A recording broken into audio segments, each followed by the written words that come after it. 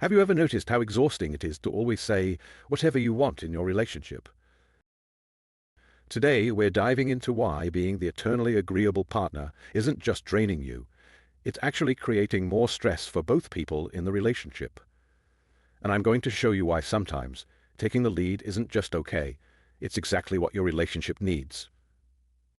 Let's talk about something that's probably happening in your relationship right now, the endless "what do you want to do" loop. Think about it. Every single day, couples face dozens of decisions together. What's for dinner? Which movie to watch? Where to go for vacation? Each decision requires both partners to research, discuss, and compromise. It's mentally exhausting.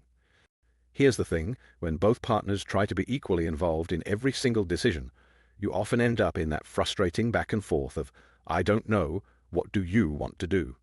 It's like two people constantly passing a hot potato back and forth. The truth is, relationships actually flow better when someone's willing to take the lead in different situations. It's not about control, it's about reducing the mental load for both partners. Let's get real. You might be experiencing decision fatigue in your relationship without even realizing it. Here are the telltale signs that are probably hitting close to home right now. You know that feeling when choosing what to cook for dinner feels as complex as solving a quantum physics equation. That's not just you being indecisive, it's your brain telling you it's overwhelmed with choices. If you find yourself texting your partner about every little thing, should I buy this brand or that one? Is it okay if I schedule this for Tuesday? You're not being considerate, you're actually offloading your decision-making responsibility. Ever chosen a restaurant only to spend the entire meal wondering if you should have picked the other place? That's classic decision fatigue talking when you can't trust your own choices anymore. Here's a big one. If you're constantly saying things like, "you decide," or "I'm fine with whatever," you're not being easygoing, you're avoiding the mental load of decision-making. And if by 7 p.m. you can't even choose what to watch on Netflix without feeling stressed, your decision-making muscles are completely burnt out. Now, here's where things get interesting. We need to understand how relationship dynamics have evolved and why finding the sweet spot between these two approaches is crucial. While traditional relationships had their issues, modern relationships sometimes swing too far in the opposite direction, creating new challenges. In traditional relationships, everyone knew their lane. Like it or not, decisions were straightforward because roles were clearly defined. There was a clear understanding of who made which decisions, financial, social, household, you name it. Couples spent less time discussing and more time doing. Efficiency was high, even if equality wasn't. Daily life followed established patterns, reducing decision fatigue significantly. Most decisions were handled by one partner or the other. Not everything needed consensus. Modern couples pride themselves on sharing everything, which is great in theory, but can lead to decision paralysis. Every decision becomes a committee meeting, from grocery shopping to life insurance choices. We're talking about everything all the time, sometimes spending an hour deciding where to grab lunch. Roles change day by day, which offers freedom but can create confusion and stress. The pressure to make every single decision together can actually strain the relationship rather than strengthen it.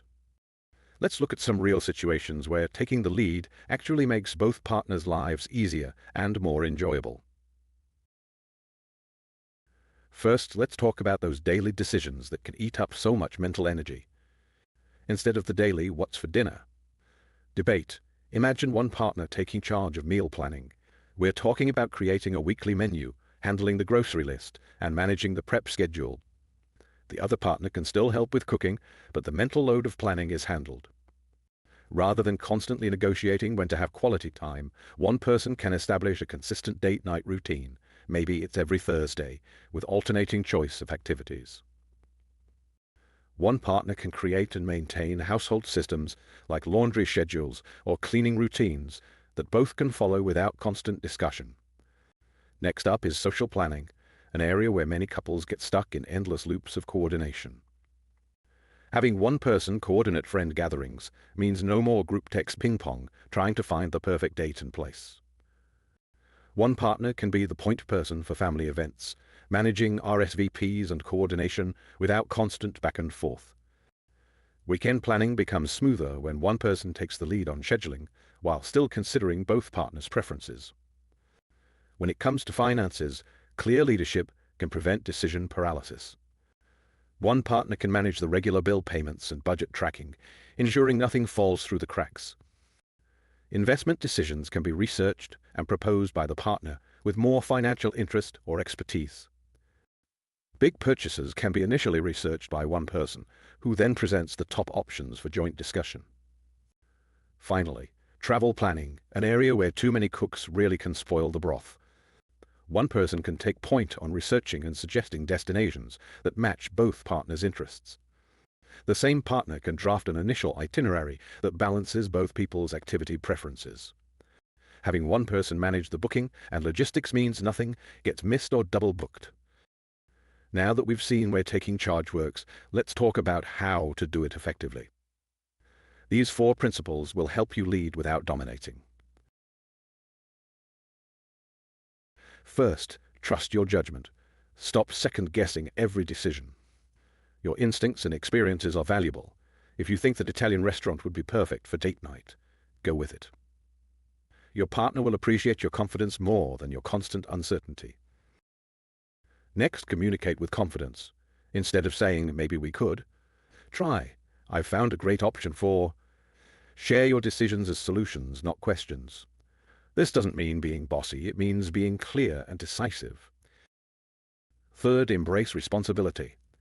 When you take the lead on something, own it completely. Don't hedge or leave loose ends. If you're in charge of planning the vacation, dive in and handle it. Your partner will feel relieved, not left out. Finally, remain flexible.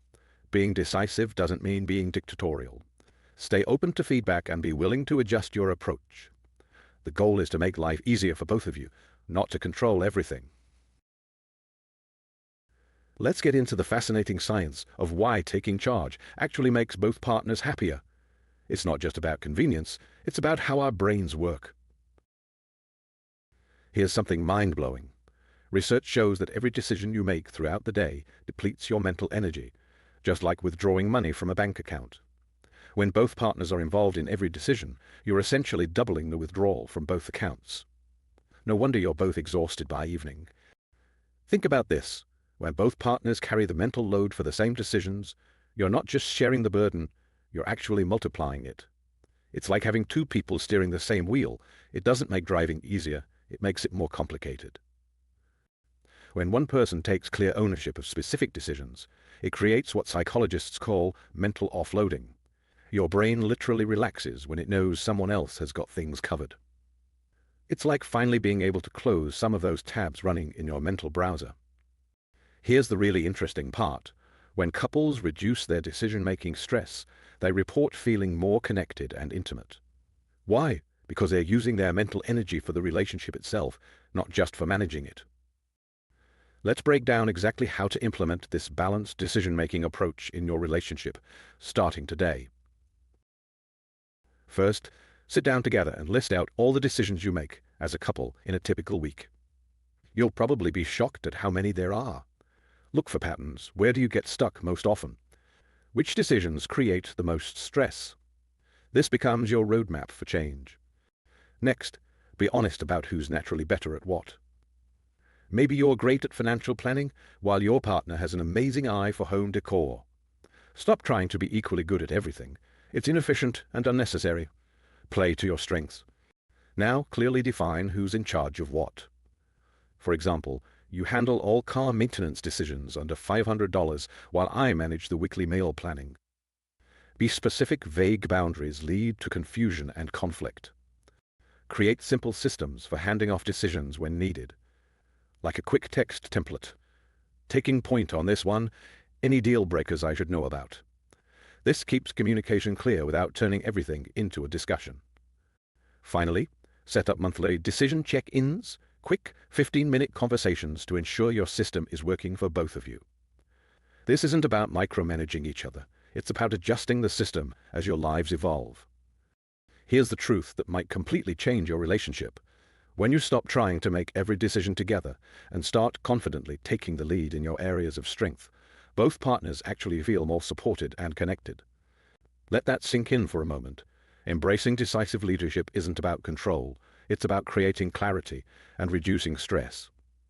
When you confidently make decisions in your designated areas, you're not being bossy, you're actually showing up for your partner in a way that makes both of your lives better. Before we wrap up, let's lock in the most important lessons that can transform your relationship starting today. When you trust each other to take the lead in different areas, you're not giving up control, you're actually gaining freedom. Freedom from constant decision, fatigue, freedom to focus on what really matters in your relationship. Remember how we talked about mental energy being like a bank account? Clear leadership in decision-making is like having a better financial system. You stop wasting resources on transaction costs and start investing in what really matters. Playing to your natural strengths isn't just more efficient, it's more authentic. When each partner leads in areas where they excel, you create a relationship that celebrates your differences instead of forcing artificial equality. The goal isn't to make every decision together, it's to create a balanced system where each person can confidently lead, knowing they have their partner's trust and support. That's what real partnership looks like,